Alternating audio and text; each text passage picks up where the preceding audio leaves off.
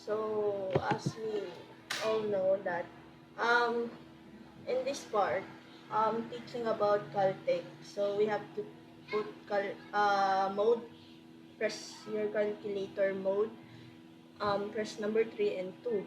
So, we have the value of our x.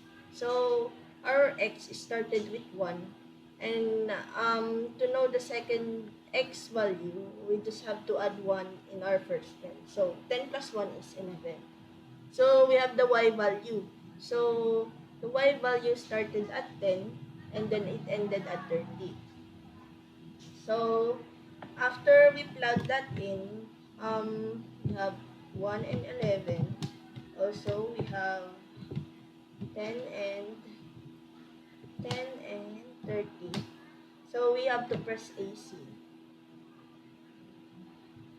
AC, and then we have to um, shift, press shift 1, 5, and 2. Shift 1, 5, and 2. We will be given with the value of B. B stands for our difference. So, we have to press equal. So, our B is equivalent to 2. So, that is our difference. So, this is the final answer. 2. Okay, so we have example number 4. So, in our example number 4, it says here that to determine the sum of progression if there are 7 arithmetic mean between 3 and 35. So, it's just easy, diba? So, we have the value given, which is A1 is equivalent to 3, and AN is equivalent to 35. This one. And this one. And also, we have the value of our N. 7 arithmetic means between 3 and 35, so N is equivalent to 9. So, we have to find the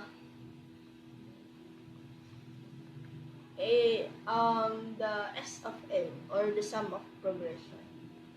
Sum of progression. Okay. So, we have the formula of Sn is equivalent to n over 2 multiplied by a1 plus an. So, what is the value of it? We have 9 over 2, a sub 1, which is 3, plus 35. So, our S of n, or the sum of our progression, will be equivalent to 171. So, this is the final answer. Okay, so in the last part, last example, we have a stack of bricks has 61 bricks in the bottom layer. So we have 58 bricks in the second layer and 55 bricks in the third layer. So until there are 10 bricks in the last year, how many bricks are there together? So we have the given. Our given is a sub 1 is equivalent to 61, and a sub 2 is equivalent to 58, and a sub 3 is equivalent to 55. And a sub n, which is the last one, we have 10 bricks. Okay, so we need to find the value of n and then our d. Okay, so we have the formula. We can use the formula. An is equivalent to a sub 1, a sub 1 plus 1, n plus 1 multiplied by d. So we have S of n is equivalent to n over 2 and then a1 plus an. So, let's do this first. So, we have a of n, which is 10. Wait, let's not put this anymore. A sub n is equivalent to 10.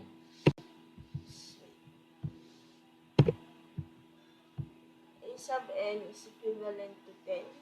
It's equivalent to a sub 1, which is 61, plus the missing n plus 1 multiplied by the missing d.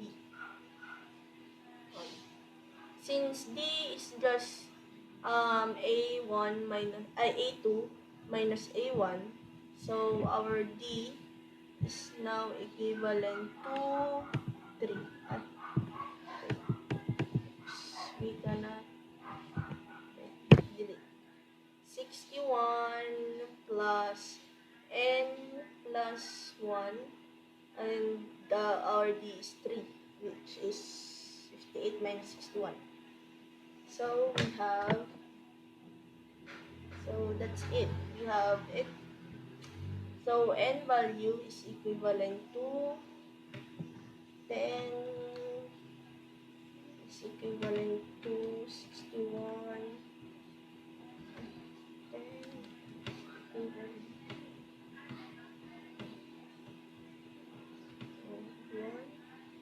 10 is equivalent to 61 plus 1 multiplied by 3. If solve, we have value of 18.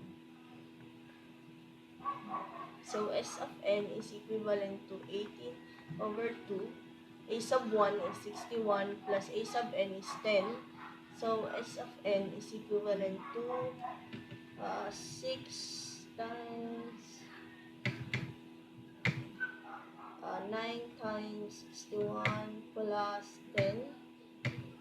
So the value is 613. So that's the final value. So Sn is the total or the sum of the progression. So that's it. That's the second part of the part 1 of arithmetic progression. So we have to take note of this one, and as well as this one. We have to memorize this one, and also we have to know our calculator technique, so that if we solve this one, we can check it as well in our calculator. Okay, so that's all. Thank you.